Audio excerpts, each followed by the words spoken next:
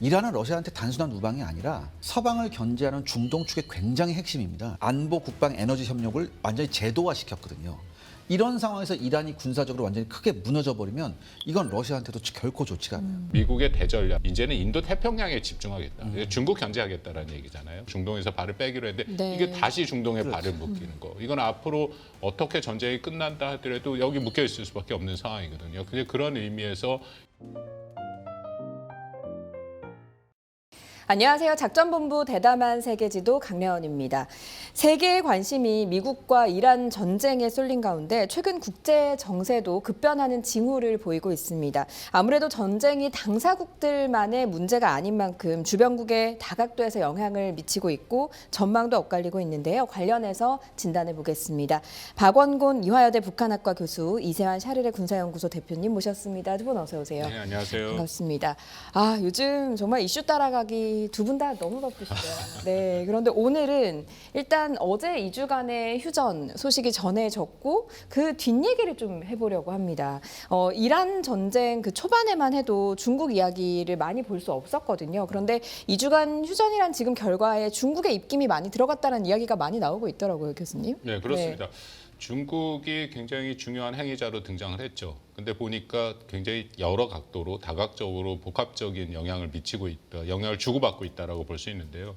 일단 중국의 입장에서도 호르무즈 해협이 묶여서 유가가 올라가기 시작하니까 뭐 비록 중국 배는 일부 통과가 된다 하더라도 세계 글로벌 경제의 유가가 올라가니까 중국 경제도 어려워지죠. 네. 아마 적지 않은 시청자분들 보셨겠지만 중국에 있는 주유소에도 줄을 길게 쓰는 그런 모습들이 연출이 됐고 전반적으로 중국의 당 체제에서도 어쨌든 경제 성장이 매우 중요한데 그것에 대해서 부정적인 영향을 미칠 수 있다라는 것이 중동 사태가 중국에 직접 영향을 주는 것이고요. 그리고 현재 뭐 휴전이 됐는데 앞으로 미국과 이란과의 관계가 어떻게 되느냐. 혹시라도 미국과 이란과의 관계가 마치 베네수엘라와 미국과의 관계처럼 돼버린다면 이건 중국의 입장에서는 중동 지역의 굉장히 중요한 파트너 하나를 잃게 되고 네. 그 지역의 거점을 잃게 되는 그런 부분. 왜냐하면 중국과 이란과는 워낙 관계가 좋으니까요. 이제 그것은 좀 부정적인 것이 이미지고요. 부정적인 영향이고 나머지는 사실 중국 입장에서는 긍정적인 것이 더 많습니다. 일단은 중국이 방금 말씀하신 것처럼 안보이긴 하는데 중재자 역할을 했다는 걸 미국도 인정하지 않습니까? 네. 그만큼 미국은 전쟁을 하는데 중국은 평화를 갖고 위한 중재자를 하고 있다. 이제 그런 일종의 명성과 이미지를 구축할 수 있다라는 것이 장점, 중국의 입장에서는 고무적인 상황이 될 수 있는 거고요. 또 하나는 이 페트로달러로 계속 얘기가 됐었잖아요. 원래 워낙 다 페트로달러로 구축이 됐는데 네. 이번에 이란이 중국의 위안화로 페트로 위안화로 하겠다. 물론 그게 현실적으로 이루어지기는 어려운 걸 우리가 다 잘 알고 있습니다만 그럼에도 어쨌든 위안화가 그만큼 뜰 수 있도록 하는 최소 한도의 회자될 수 있는 수준을 이야기가 만들어놨다는 나왔다. 게 그것도 큰 거고요. 마지막으로는 이게 가장 중요한 부분이라고 생각하는데 원래 미국의 대전략, 이게 트럼프 행정부에도 작년 11월 달 국가안보 전략서가 나왔고 올 1월에 국방전략서가 나왔는데 분명하게 이제는 인도 태평양에 집중하겠다. 중국 견제하겠다라는 얘기잖아요. 그렇기 때문에 뭐 우리 이 대표님 잘 아시겠지만 바이든 행정부 때 그런 수모를 겪으면서 아프간에서도 군대를 뺄 정도로 중동에서 발을 빼기로 했는데 네. 이게 다시 중동에 발을 묶이는 거. 이건 앞으로 어떻게 전쟁이 끝난다 하더라도 여기 묶여 있을 수밖에 없는 상황이거든요. 근데 그런 의미에서 인태 지역의 중국 견제에 대한 미국의 역량이 분산됐다. 이제 그것만 하더라도 중국의 입장에서는 굉장히 유리한 환경이 좀 조성됐다 볼 여지가 있는 것이죠. 네, 최대 수혜자이기도 하다라는 이야기까지 나올 정도예요. 근데 제가 보기에는 좀 조건부 수혜자 같아요. 조건부 왜냐하면 수혜자. 일단 이번 전쟁으로 일어난 1차 현금 흐름을 보면 중국 쪽으로 간 건 아니에요.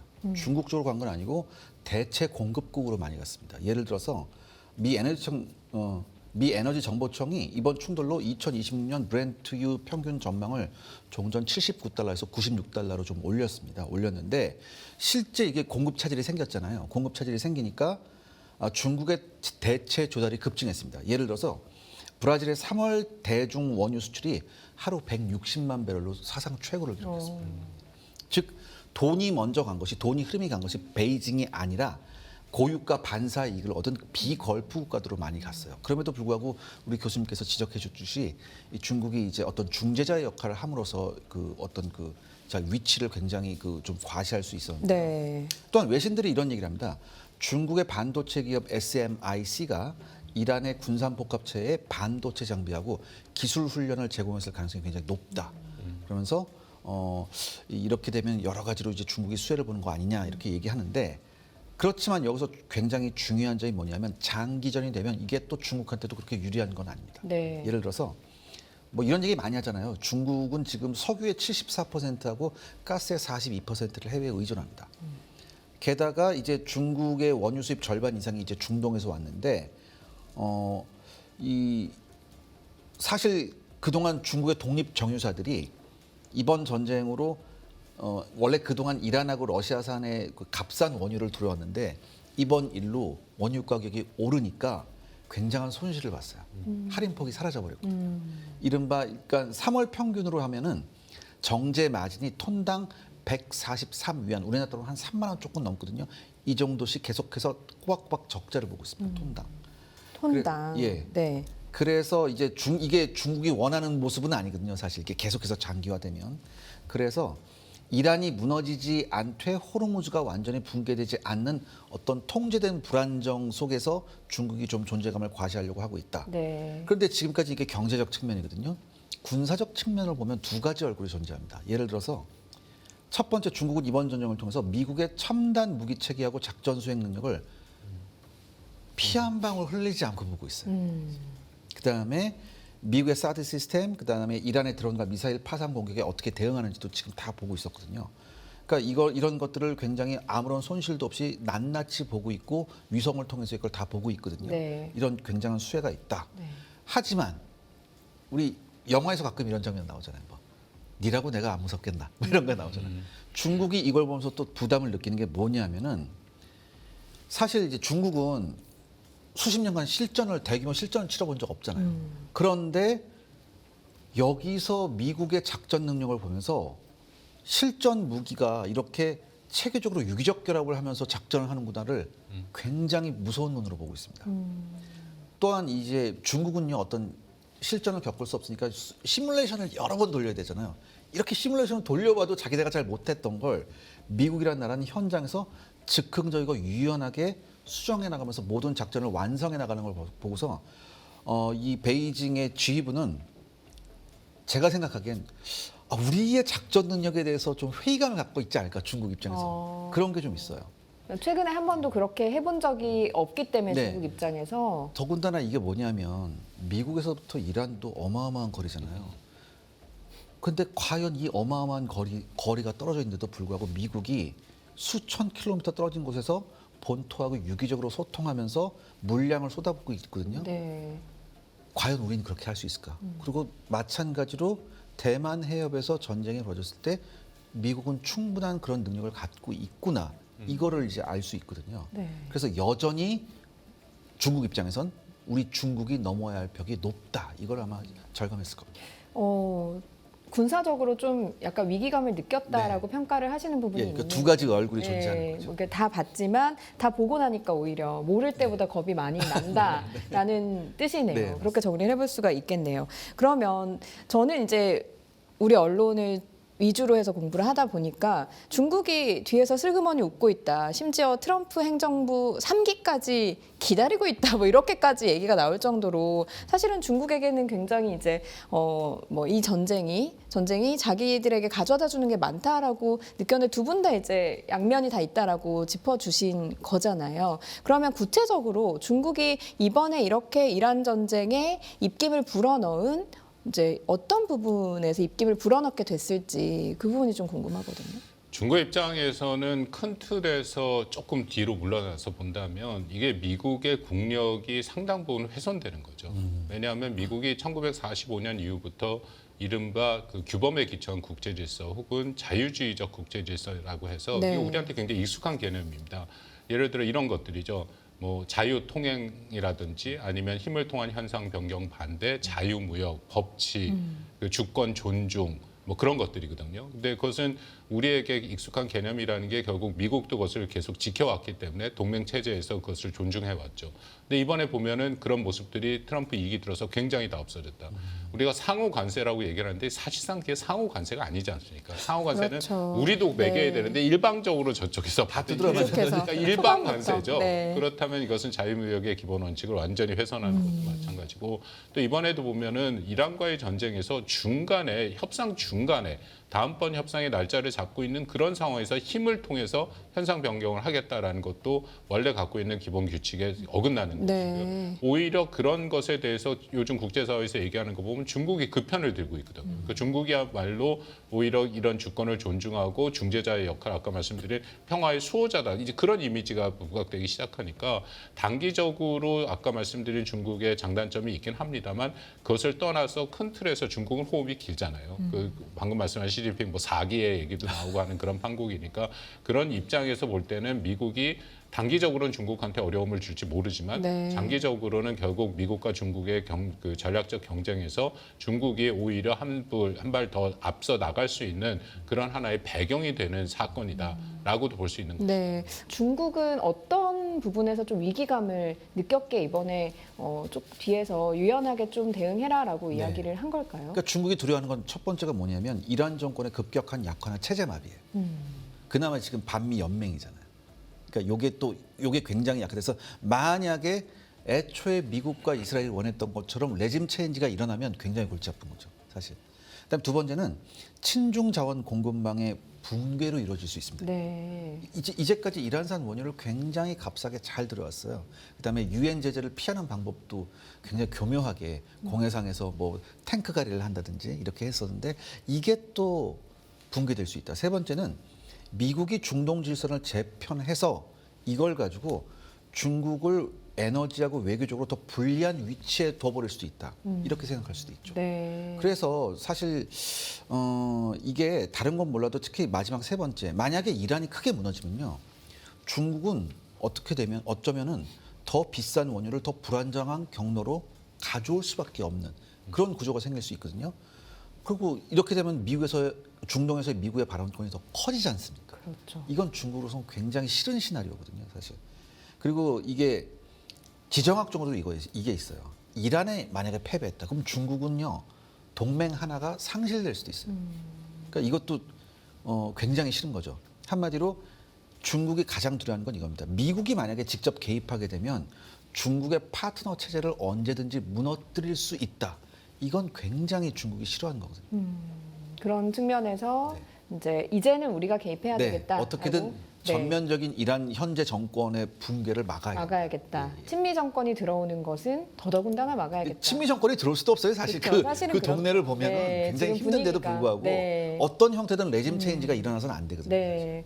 그런데요, 교수님, 사실은 그 수년 전부터 2027년에 중국의 그 대만 침공설이 계속해서 나오지 않았습니까? 지금 이렇게 전쟁이 일어나고 나니까 이렇게 미국의 신경이 중동으로 가 있을 때 중국이 혹시나 움직이지 않을까 하는 목소리가 슬금슬금 나오는 것 같아요.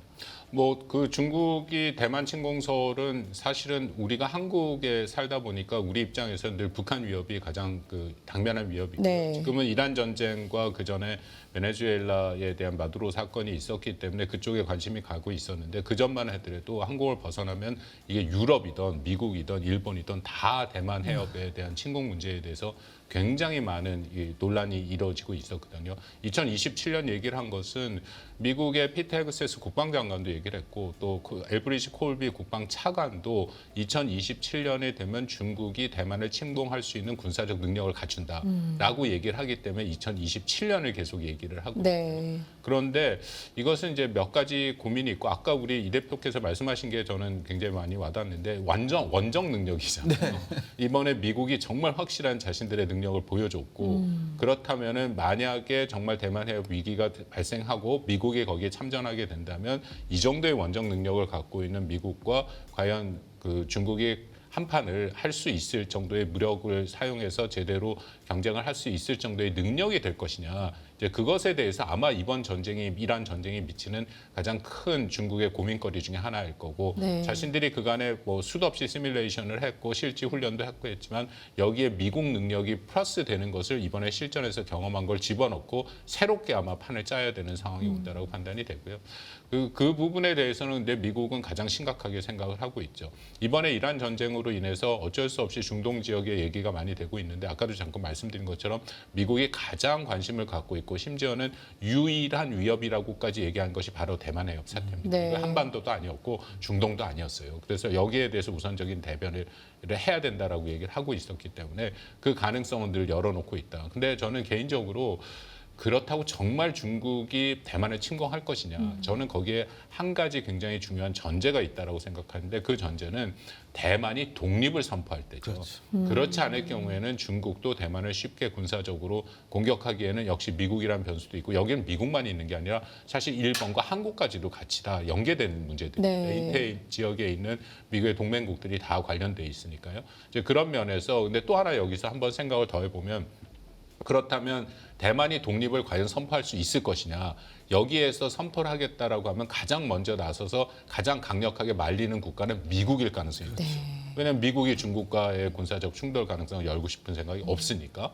이제 그런 면에서 봐서 많이 얘기는 되고 있지만 현재로서는 현실성이 그렇게 높진 않다라고 생각합니다. 근데 뭔가 이제 사연임을 위해서 보여주기 위해서 2027년 이야기가 나오는 건 아니었나요? 글쎄 그것도 이제 2027년 얘기가 나오는 게 두 가지죠. 사연임의 한 축이 되는 거고 또 하나는 그때 되면 이제 인민 해방군이 군사적인 능력을 갖춘다. 두 가지 시나리오가 서로 맞부딪혀서 얘기가 나오고 있는데 말씀 거듭 드리는 것처럼 이것은 가장 큰 전제가 있어야 된다. 만약 그렇지 않은 상황에서 중국이 침공을 한다면 아무리 네. 이란 전쟁과 이런 것으로 국제사회의 기본적인 질서가 흩어진다 하더라도 이거는 중국과 미국을 얘기하는 거거든요. 그렇기 때문에 굉장히 다른 게임이 될 수밖에 없다. 네, 지금보다 훨씬 더 심각한 상황이 벌어질 수 이거는 있다. 뭐 잘못하면 3차 세계대전으로 네. 넘어갈 네. 수 있는 상상도 하기 싫은 상상도 예. 하기 어려운 상황이 그러면 그 됐습니다. 상상도 하기 싫은 상황을 한번 대표님 상상 좀 해주시죠. 네. 그러니까 2027년 얘기가 굉장히 많이 나왔잖아요. 네. 뭐 여러 가지 원인이 있는데 그중 이제 군사적으로만 보면 미국의 그 대중국 포위 전략 중에 하나가 뭐냐? 일본 오키나와부터 이제 대만 열도까지 섬들이 굉장히 많아요. 이 많은 섬들에 미 육군하고 미 해병대가 이제 추구하는 전략이 뭐냐면은 무인 미사일 발사 시스템을 곳곳에 박아놓는 거였어요. 그쪽에 쭉. 그러면 이게 완성되는 게 2028년이에요. 2028년. 네, 그래서 2027년설이 네. 뭐 군사적으로는 계속 나왔던 이유가 그거다라는 얘기도 있거든요. 그런데 지금 이번 전쟁에서 미국이 가지고 있는 그 뭐 중단거리 탄도미사일 그 시스템을 굉장히 많이 거기다 중동에다가 좀 갖다 놨습니다. 그래서 이런 이유 때문에 2028년까지 이런 시스템을 그 많은 섬들에 깔아놓는다는 건 상당 부분 좀 미뤄질 가능성이 굉장히 커요. 그런데 사실 시진핑은 생각보다 훨씬 더 냉정하게 계산을 할 겁니다. 그러니까 미국이 중동 때문에 정신없는 건 사실이에요. 정신없는 건 사실이지만 바로 이 순간에 대만이 상륙작전을 감행하는 것도 중국한테는 엄청난 부담입니다.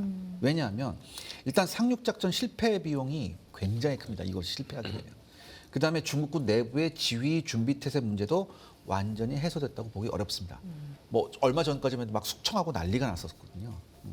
그래서 중국 지도부는 지금 당장 전면전보다는 이 기회에 그러니까 미국의 시선이 중동으로 가 있는 이 시기에 대만 주변에서 좀 압박 전술을 할 가능성이 굉장히 높은 것 같아요. 제 생각에. 예를 들어서 뭐 군용기나 함정의 활동을 대폭 늘린다든가 네. 아니면 회색지대 압박, 중국이 잘하는 거 있지 않습니까? 이런 걸 한다든가 심리전 같은 걸 굉장히 많이 택할 가능성이 높습니다. 그렇다면 이게 뭐냐면은 쉽게 말해서 진짜 우리가 생각해야 되는 이제 중국의 위협이 진짜 대만을 침공하느냐가 아니라 중국이 침공 없이도 대만을 질식시킬 수 있는 단계까지 올 수 있느냐.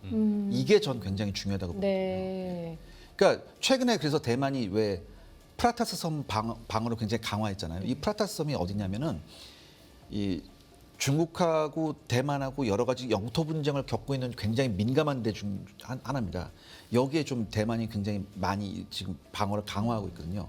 그럼 이거를 조금 분쇄시키기 위해서 중국이 또 다른 여러 가지 전략을 하고 있거든요. 즉 여러 방면에서 대만을 경제적으로든 군사적으로든 질식시킬 수 있는 능력을 어디까지 보여줄 수 있느냐. 전 이게 더 좀 초점을 둬야 된다고 생각합니다. 네. 근데 최근에 보니까 그 중국이 대만 본토보다 큰 해상 상공에서 그 40일간 이제 봉쇄하는 네. 영공을 봉쇄하는 조치를 5월 봉쇄 6일 리허설을 한번 해봤죠. 5월 6일까지 네. 뭐 40일간 하겠다는데 별다른 설명이 없었다라고 하더라고요. 네, 그럼 네. 그런 것도 비슷한 맥락이라고 그렇죠. 보면 될까요? 이게 여러 다방면으로 압박할 네. 겁니다. 이렇게 군사적으로도 하고 경제적으로도 여러 가지 압박 카드를 하나하나 중국이 아마 이제는 좀 실용성 있게 검토를 할 겁니다. 네. 원래 군사적인 수단을 사용할 때 실제 침공해서 상륙 작전을 하기 전에 해상 봉쇄부터 합니다. 네. 특히 섬을 상에서는 당연히 해상 봉쇄부터 할 수밖에 없는 거기 때문에 중국이 그 훈련을 계속 해왔죠. 방금 말씀하신 예를 들어 40일 동안 해상 봉쇄를 한다면 과연 대만이 40일 동안 그것을 버틸 수 있을 것이냐. 그럼 항복하게 나오는 것이고 근데 중국의 셈법이 복잡할 수밖에 없는 게 해상 봉쇄가 시작되는 그 시점에 과연 미국은 가만히 있을 것이냐 또 미국의 핵심 동맹국들은 거기서 그냥 두고 보고 있을 것이냐 그 해상 봉쇄를 뚫는 그런 과정에서 양측 간의 무력 충돌이 날 수 있거든요. 네. 그래서 사실은 해상 봉쇄라는 것은 군사 작전입니다.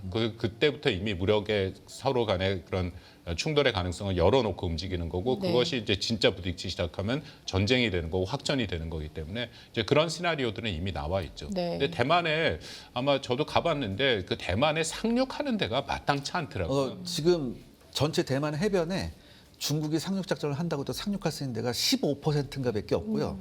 거긴 이미 아래에 기뢰가 새까맣게 깔려 있고 막 그래요. 이미 대비를 많이 네. 해놨다라는 말씀이시군요. 그런데 이제 저는 이 대만 침공 이야기가 나올 때마다 사실은 그 시나리오 그 상상해가지고 영상 만들어서 유튜브에 많이 올라오잖아요. 보면은 일단 이제 중국이 침공을 하면서 미군이 이제 같이 도와주고 네. 그러면서 안 되겠다 해서 북한에 중국이 요청을 하면 북한이 주한미군 기지를 공격하고 그러면 이게 한반도에 공격이 되는 거니까 네. 우리도 이제 미국을 도울 수밖에 없고 이런 상황이 된다라고 네. 해서 그런 영상만 보면 상당히 겁이 나거든요.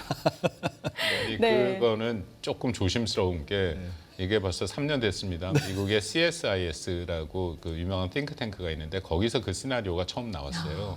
그러니까 이런 거죠. 중국이 대만을 침공하게 되면은 중국을 돕기 위해서 북한의 김정은이 한반도에서 뭔가 이 도발을 시작하고 그렇다면 주한미군이 양쪽에 미군이 양쪽에 분산되기 때문에 중국한테 유리한 환경이 된다. 네. 사실은 그걸 갖고 국내외에서 시뮬레이션도 많이 했습니다. 제가 작년 같은 경우에는 유럽의 모 국가가 와서 그걸 갖고 시뮬레이션을 하자 해서 제가 좀 놀랐는데 들어가서 북한의 이제 한 파트를 맡아서 제가 역할을 하긴 롤플레이 역할을 했었거든요. 근데 그때 저뿐만 아니라 많은 거기에 참여한 사람들의 결론은 그 가능성은 크지 않다. 네. 그 정도로 만약에 그렇다면 결국 북한도 나름대로 굉장히 큰 거 위험 부담을 걸고 도발을 해야 되는 거거든요. 그 정도 되려면 중국이 정말 북한한테 엄청난 큰 뭔가를 그렇죠. 줘야 되죠. 예. 근데 그 정도 수준을 주기가 쉽지 않다라는 것이고 또 이것이 국지 도발 형태로 온다라는 것은 북한도 잘 알고 있습니다. 한국의 방어 태세가 거기에 대해서는 철저하게 이루어지고 있다라는 걸 알기 때문에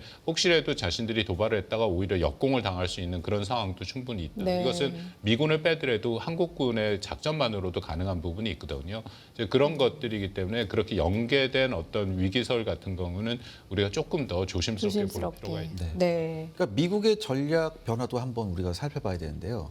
올해죠. 올해 이제 발표한 전략 문서에서 미국이 일단 얘기를 했잖아요. 북한 억제의 1차 책임은 한국이다라고 이미 얘기를 했고, 그다음에 미국의 역할은 더 제한적일 거다라고 얘기했거든요. 그러니까 이건 한마디로 인도 태평양에서 대형 충돌이 벌어질 경우에 미국은 한반도만 바라볼 수는 없다. 이걸 분명히 말한 건데, 그래서 진짜 과제는 우리의 과제는 뭐냐면 대만을 도울 것인가가 아니에요. 우리는 한미 동맹상에서 뭐 모든 한미 동맹의 모든 문구를 찾아봐도 우리가 대만을 도와줄 이유는 1도 없어요. 하지만 미국이 다른 전선에 묶여 있을 때 한반도 억지력이 무너지지 않게 우리가 버틸 수 있느냐 이거에 대해 우리가 초점을 맞춰야 되는 거죠. 네, 그 부분이 한반도를 굉장히 중요하다고 네. 생각하는데 미국이 이미 한국과 일본한테 대만 해협에 문제가 생겼을 때 그 위기를 대응해서 역할을 확대하라라고 아예 그 문서에 적고 있거든요. 네. 예를 들어서 기지도 더 접근하게 사용할 수 있고 또 뭐 브런슨 우리 주한미군 사령관 같은 경우에는 한국이 그만한 역량을 가진 국가다라고 공개적으로 얘기를 하고 있고 이제 그런 상황인데 우리 이 대표께서 얘기하신 것처럼 사실은 우리는 미국과 얘기할 때 이런 상황이 올 수 있다면 우리는 북한에 대한 위협에 일차적으로 대응을 하고 우리가 북한 위협에 대해서 철저하게 할수록 오히려 미군의 유연성, 미군이 그 전력 운영을 하는 거 대만의 위기를 말씀드립니다만 그쪽에 더 훨씬 할 수 있기 때문에 한국은 좀 역할 분담 차원에서 대만의 쪽의 위기에 좀 덜 대응하는 형태로 간다. 우리는 그렇게 좀 설득을 해낼 수 있겠죠. 네. 그러면 이 시점에서 이걸 여쭤봐야 될 것 같아요. 사실 북한이 그 지금 이란 전쟁이 휴전된 날 우리 탄도미사일을 쐈잖아요. 동해상으로 발사를 했잖아요. 근데 이게 제가 SRBM이어서 사거리를 보니까 300에서 1000km 정도 되더라고요. 근데 이 시점에 이걸 굳이 발사한 좀 의도가 있지 않을까? 이거 교수님한테 먼저 여쭤봐야 될 것 같아요. 저는 군사적인 네. 거는 우리 이 대표께서 좀 말씀해 주시면 그게 좀 스토리가 있어 보입니다. 왜냐하면은 아시다시피 김여정 부장이 그 이재명 대통령의 시작이죠. 이재명 대통령이 무인기에 대해서 유감 표명을 하니까 네. 김여정 부장이 솔직하고 대담하다라고 얘기를 했지 않습니까? 그러고 나서 장금철이라고 북한 외무성 제1부상 10국인데 그것이 북한 외무성에서 대남 공작을 담당하는 제1부상 북한의 외무성에 부상이 많습니다. 그중에 제1부상이면 제일 높은 급이 되는 거거든요. 그러니까 우리로 따지면 한 차관 정도 되는 거죠. 그 차관 중에도 제일 높은 이제 그 정도 수준인데 김여정의 담화가 그 마음에 들지 않았는지 왜냐하면 그 얘기가 나와서 국내에서 드디어 북한이 뭐 반응을 호의적인 반응을 보였다 이제 그런 해석들이 나오니까 장금철이 바로 나서 그거 아니다 하고 굉장히 거친 얘기들을 제가 뭐 이 자리에서 다 말하기도 쉽지 북한 않은 거친 얘기 하기 시작하면은 멍청한 네. 바보들이다 뭐 어쩌다 네. 하면서 뭐 엄청나게 네. 거친 얘기들을 막 쏟아져 냈거든요. 근데 공교롭게도 그 시점에 북한이 미사일을 쐈다. 그중에 제가 주목하고 있는 건 화성 11 가라고 불리는 KN-23이잖아요. 네. 그것은 아주 명백하게 사거리를 한국으로 사거리를 한반도더라고요. 네. 그리고 전술 핵 미사일이라 해서 핵탄두를 탑재할 수 있는 거고 그건 러시아 우크라이나 전장에서 이미 사용이 됐기 때문에 상당 부분 정확도가 확인된 무기 체계거든요. 이거는 따로 뭐 개발 단계에 있는 그런 것이 아니기 때문에 그걸 쐈다라는 것 자체는 그만큼 한국에서 생각하는 것과는 자신들의 입장이 분명히 다르다. 그러니까 북한이 얘기하는 적대적 두 국가론으로 한국과는 아무런 상관을 하지 않고 무시할 거고 우리는 한국을 최고의 적으로 생각할 것이다라는 것을 다시 한번 미사일 발사를 통해서 확증시켜 준 것이다. 네. 그런 판단은 됩니다. 보여준 것이다. 예. 네. 저도 동의합니다. 거기에 네. 100% 동의하고요. 근데 사실 이런 단거리 탄도미사일, 그러니까 예전에는 북한이 그 뭐 중거리나 이제 심지어 ICBM 같은 것도 고각으로 발사하고 막 이랬었거든요. 근데 최근에 몇 년을 보면은 굉장히 한반도에 최적화된 이 무기들을 발사하는 게 많아요. 뭐 방사포라든지 장거리 방사포라든지 방금 말씀하신 KN-23이랄지 뭐 이런 걸 심지어 순항 미사일까지 하거든요. 그러니까 이거죠. 한마디로 우리는 언제든지 남한 전토에 대한 공격을 가능하게 할 수 있다. 이거는 그러면 트럼프에 대한 메시지라기보다는 우리나라에 대한 메시지라고 그러니까 사실 말씀을 북한은 하신 계속 거네요. 지금까지 나오는 말 보면 한국하고는 별로 얘기하고 싶지 않다는 네. 걸 굉장히 많이 보여주잖아요. 너네들하고는 별로 우리가 할 얘기가 없어. 왜? 너네들은 우리급 아니야. 오히려 이렇게 얘기하거든요. 우리는 미국하고 대화할 거야. 거리두기를 상당히 네. 많이 하고 있죠. 그래서 저는 뭐 지금 그리고 사실 북한도 뭐 이런 표현이 조금 맞을지 모르겠지만 어떻게 보면 좀 관정기가 좀 있어요. 사실 굉장히. 있죠. 예, 네. 굉장히 네. 많아요. 네. 근데 그들이 대화하는 수단이 그거잖아요. 그런데 이제 지난 몇 년간 계속해서 전 세계 시선의 중심이 맞습니다. 유럽에 가 있었고 네. 이번에는 중동에 가 있었거든요. 특히나 더군다나 작년 한번 보세요. 전 세계에서 분쟁이 일어났었거든요. 한 번도 북한이 어떤 관심의 중심에 선 적이 없었어요. 그래서 여러 가지 좀 계산이 있지 않았을까. 네. 더불어서 방금 말씀하신 관종이라는 것이 참 재미있는 표현이라고 생각하는데 북한은 역대 남북 관계에서 자신들이 확실하게 주도권을 쥐어야 됩니다. 네. 늘 자신들이 쥐고 있었다고 생각하고 그런데 이게 이전 한국 정부 같은 경우에는 자신들이 주도권을 놓쳤다고 생각합니다. 예를 들어서 9.19 군사합의 같은 경우에 이전 정부에서 먼저 일부 효력 정지를 했거든요. 늘 그런 식으로 하는 것은 사실은 북한이 먼저 그렇게 하면은 한국은 그렇게 하지 말아라 그렇게 말려야 되는데 역으로 한국이 먼저 치고 나가니까 그 다음에 자신들이 무효화를 선언하고 나서 그때도 이미 발표를 했을 때 9.19 군사 효력 정지했더니 자신들이 NLL에서 다시금 훈련을 재개하고 가진 도발을 할 것이고 다 무시할 것이다라고 얘기했는데 사실상 도발을 못했어요. 네. 이건 안 한 게 아니라 전 못했다고 생각합니다. 네. 그럼 북한의 입장에서는 자신들이 주도권을 잃었다라고 생각을 한 거고 그래서 이번에 나온 이 담화를 보면 다시금 자신들이 주도권을 잡아가는 이제 그런 과정으로 남북 관계에서 남북 관계에서 네. 나오는 걸 보면 사실은 뭐 이걸 좀 표현들이 제가 정말 민망한 표현들이 많아서 그렇긴 하지만 야 이제는 너희들이 우리 말을 들어 우리가 시키는 대로 해 이제 그런 식의 얘기들이 계속 있거든요. 그 어떤 저촉 시도도 단념해야 될 것이다. 그러면서 아유 뭐 무슨 당국자가 무슨 말을 하던 그것은 먹히지 않고 대신에 우리가 요구하는 것처럼 긴장 조성하지 마. 이제 그런 그 일종의 요구들을 계속 얘기를 하고 있다. 이제 그런 것이 북한의 특징 중에 하나다라고 우리가 정확히 읽을 필요가 있다고 생각합니다. 아니 그런데 이제 저는 지금 이제 트럼프 대통령이 이란 그리고 그 전에는 베네수엘라 이렇게 이제 사실 마두로 대통령도 생포를 했고 그리고 이란도 어쨌든 하메네이가 사망을 하면서 사실 이 시점에 북한 김정은의 얘기가 많이 나오긴 했는데 왜 이 시점에 발사를 했나라고 생각을 하게 됐고 너무 음모론적인가요? 아니요. 제가? 그것에 더불어서 네. 북한이 그간에 이건 뭐 북한이 지난번에 9일부터 19일 지난달에 우리 한미 연합훈련 하는 동안에도 최연함에서 2번이나 자신들이 순항 미사일을 쐈고 네. 계속해서 미사일을 쏘는 것은 다양한 플랫폼, 다양한 체제에서 쏘고 있잖아요.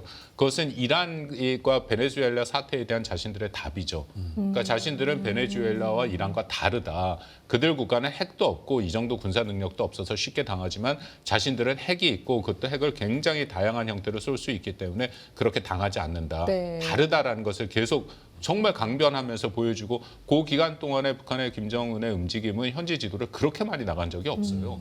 그 정도로 적극성을 보이고 있다라고 볼 수 있습니다. 네, 이제 그런 이제 그 세계의 그런 이목에 대해서 어떻게 보면 좀 반응을 이렇게 보이고 있다라고 하는 거고 8일에 쏜 것도 어떻게 보면 남한한테도 보여주고 그리고 전 세계에도 좀 보여줬다. 관종이기 때문에 그러니까 자신들의 네. 그런 정치적 메시지로 볼 수 있는 그거를 좀 보여주고 예. 있다. 북한이 우리 아직 건재하다. 우리 예. 있다라고 하는 걸 보여준 거다라고 좀 이해를 해볼 수가 있을 것 같습니다. 자, 그럼 이제 러시아로 좀 한번 넘어가 봐야 될 것 같습니다. 러시아 같은 경우에는 이란의 우방이긴 합니다만 사실은 이번 전쟁에서 경제적으로는 가장 이득을 좀 보기는 했잖아요. 어떤 입장이라고 교수님은 좀 판단을 하고 계시나요? 뭐 러시아 입장에서는 두 가지죠. 방금 말씀하신 것처럼 경제적으로 유가가 올라가니까 자신들이 충분하게 전쟁을 수행할 수 있는 단기간 내에 유가가 올라가서 그만큼의 그 충분한 자금을 마련할 수 있다라는 것이고요. 또 하나는 러시아 우크라이나 전쟁인데 이렇게 미국이 러시아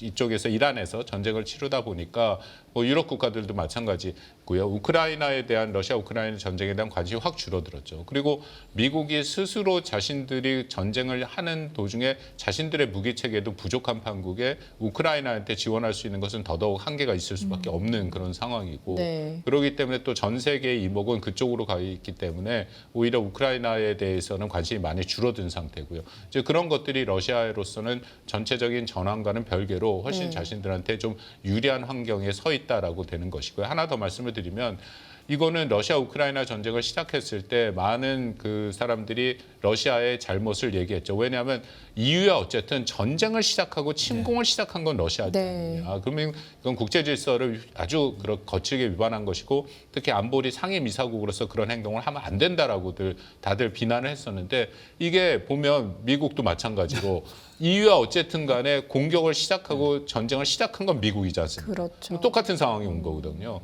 그렇기 때문에 러시아 입장에서는 아니 미국도 그러는데 자신들한테 왜 그렇게 비난을 하느냐 이제 그런 명분이 생긴 것이죠. 저는 지금 교수님께서 말씀하신 게 오늘의 핵심 같습니다. 이제 미국이 스스로 규범을 걷어찼다는 얘기가 굉장히 외신에 많이 나오거든요. 도대체 이렇게 미국이 이렇게 하면 이제는 러시아하고 중국한테 도대체 어떻게 얘기를 할 거냐라는. 그렇죠. 명분이 없죠. 예. 그러니까 사실 러시아는요, 뭐 인도주의 때문에 뭐 자기가 중재하겠다 이런 게 전혀 아니에요, 사실. 그러니까 이란은 일단 살려두고 미국의 전략적 승리를 제한할 필요가 있어요. 네. 제한하고 그 틈에 우크라이나의 협상판까지 자신한테 유리하게 돌릴 그런 이제 여러 가지 포석이 있는 거죠. 왜냐하면 이란은 러시아한테 단순한 우방이 아니라 서방을 견제하는 중동 축의 굉장히 핵심입니다. 굉장히 핵심이고 뭐 시리아나 뭐 이런 나라하고는 뭐 이렇게 비교할 수도 없어요. 그리고 이미 작년에 러시아하고 이란은 전략적 협력 조약을 맺었습니다. 그리고 안보, 국방, 에너지 협력을 완전히 제도화시켰거든요. 이런 상황에서 이란이 군사적으로 완전히 크게 무너져 버리면 이건 러시아한테도 결코 좋지가 않아요. 반서방 파트너 하나가 날아가 버린 거거든요. 이건 중국하고 똑같습니다. 그래서 절대 이란이 이렇게 군사적으로 무너지게 놔두지 않을 거고 반대로 호르무즈가 완전히 붕괴해서 세계 경제가 흔들린다? 이것도 사실 러시아한테는 안 좋은 거예요. 호르무즈가 흔들리면 유가 올라가니까. 근데 결국은 유가가 올라가서 어떻게 돼야 돼요? 이걸 누군가한테 팔아야 되잖아요. 팔아야 되죠. 네. 근데 세계 경제가 침체돼 버린다. 그럼 이것도 러시아한테 좋은 건 아니에요, 사실. 그래서 통제 불가능한 혼란은 러시아한테도 좋지 않습니다. 그래서 러시아가 원하는 건 뭐냐? 이란의 승리도 아니고 사실 미국의 완승도 아니고 이 상태로 계속해서 미국이 소모되어 가는 것. 이란이 어떻게든 버티면서 미국이 소모되어 가는 것. 이것이 러시아 입장에서 봤을 땐 가장 좋은 시나리오죠. 미국이 소모되어 네, 가는 네. 그 말이 굉장히 좀 무서운 말인 것 같은데 어쨌든 러시아는 그걸 원하고 그러면서 동시에 이제 우크라이나 러시아 전쟁 때 상당히 많은 비용과 뭐 전쟁 비용을 많이 들이지 않았습니까? 그러다 보니까 국고가 많이 메말라 있었는데 이거를 단기간에 채웠다는 얘기도 있긴 하죠. 왜냐하면 유가가 단기간에 40%가 올라 버렸거든요. 그리고 이제 그 러시아 네. 제재도 풀렸으니까. 예, 그러면서 이제 트럼프가 그랬잖아요. 좀 이제 한 달만이라도 너네가 좀 원유를 팔 수 있게 우리 해주겠다 이렇게 네. 되니까 이게 유가라는 게 저는 이번에 굉장히 무섭다는 걸 느낀 게 뭐냐면 한 번 물고 튀어서 40% 오른 가격에서 쫙 하니까 사실 그동안 러시아가 갖고 있던 고민이 상당 부분 해소되는 게 전 정말 신기했었거든요. 이 정도일까라고 네. 해서. 그런데 이제 이렇게 되면 사람들이 당연히 무슨 얘기를 하냐면 그러면 지금 러시아 우크라이나 전쟁은 어떻게 돼가고 있는 네, 건가? 이런 궁금합니다. 얘기를 해요. 네. 근데 제가 그래서 좀 찾아봤습니다. 찾아보니까 이게 사실 지금 서로 공세를 취하거나 이렇게 할 입장이 아닙니다. 이제까지 병력 소모가 양쪽 합해서 적게는 100만에서 200만까지 지금 이런 얘기가 굉장히 나오고 그도 그렇게 있고요. 4년 됐으니까요. 네. 이게 말도 안 되는 숫자예요, 네. 사실. 굉장히 말도 안 되는 숫자고 사람이 그 정도로 이렇게 됐으면 장비는 어떻겠습니까? 장비도 지금 서로 뭐 쓸 게 없거든요. 사실 젤렌스키가 4월 초에 뭐라고 얘기했냐면 지난 10개월 중 가장 상황이 좋다고 얘기했습니다. 그러니까 뭐 이제 일부 뭐 동남부에서 뭐 일부 뭐 탈환한 땅도 있고 하는데 이게 뭐 우크라이나의 반격이 성공했다 이건 아니고요. 러시아도 나름 요때 이제 압박을 했었거든요. 압박을 했었는데 이게 이렇게 봐야 돼요. 솔직하게 지금 전선은 러시아의 결정적 돌파도 없고 우크라이나의 전략적 반격도 없는 상태입니다. 그러니까 이게 단기 종전의 가능성은 여기서 낮아요. 낮은데 그렇다고 해서 제한적인 공방을 서로 주고받는 거다.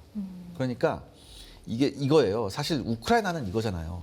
더 이상 여기서 땅을 더 내주고 만약에 협상에서 완전히 영토를 러시아한테 우리가 잃어버린 영토가 러시아한테 귀속이 돼버리면 이건 우크라이나 입장에서는 완전 패배의 서사거든요. 그렇죠. 네. 그래서 이 서사를 받아들일 수 없다. 하지만 현실은 또 받아들여야 되거든요. 근데 굉장히 복잡한 구도에서 이 전쟁이 일어났단 말이죠. 그러면 아까 교수님께서 굉장히 중요한 부분을 지적하셨는데 더 이상 미국이 우크라이나를 지원할 수 없습니다. 그럼 이건 우크라이나도 굉장히 곤란한 상황이에요. 그럼 우크라이나는 이런 곤란한 상황에서 우크라이나는 러시아의 여러 가지 요구 조건을 받아들일 수밖에 없는 그런 코너에 몰릴 수도 있거든요.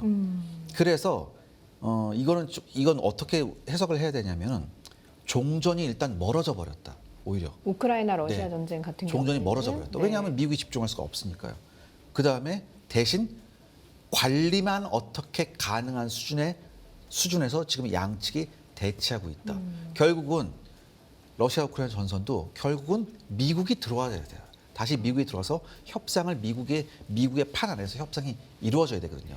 그런데 이번 중동 전쟁으로 이게 더 미뤄진 멀어졌다. 상태죠.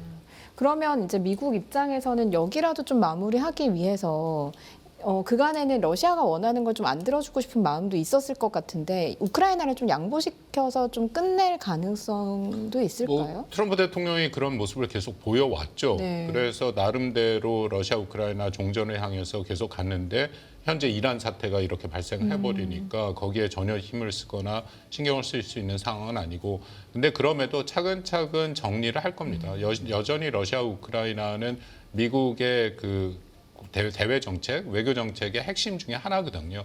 근데 이란 전쟁을 잘 마무리한다면 그 다음 우선순위가 다음에. 러시아 우크라이나 전쟁이 될 네. 가능성이 높죠. 네. 그리고 트럼프 대통령이